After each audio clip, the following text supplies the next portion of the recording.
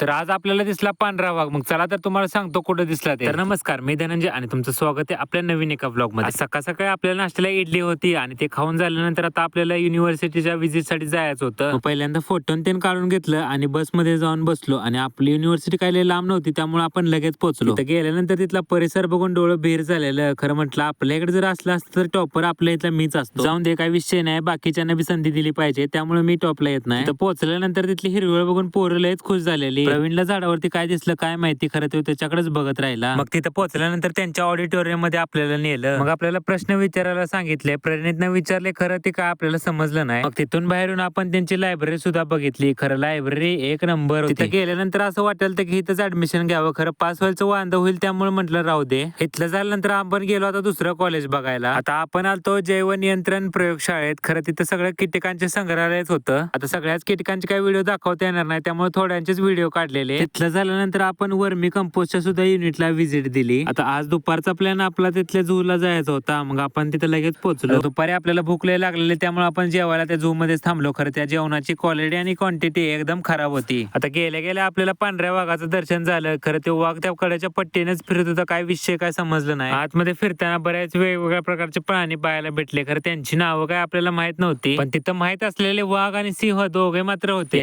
त्याचा काय विषय काय समजलं नाही. भाऊ इकडनं तिकडनंच फिरत होता. मग तिथून मग थेट आम्ही पोहोचलो चार मिनार पाशी. तिथे गेल्यानंतर वर जाण्यासाठी तिकीट होतं. मग म्हटलं खालनं चांगलं दिसतंय, काय विषय नाही. तिथे जुन्या काळातली तांब्या पितळाची पण नाणी होती. म्हटलं आपल्याकडे सुद्धा आहे तेवढी. आता आजच्या दिवसाचा होतं इथं शेवट. भेटूया आता उद्याच्या ब्लॉग मध्ये.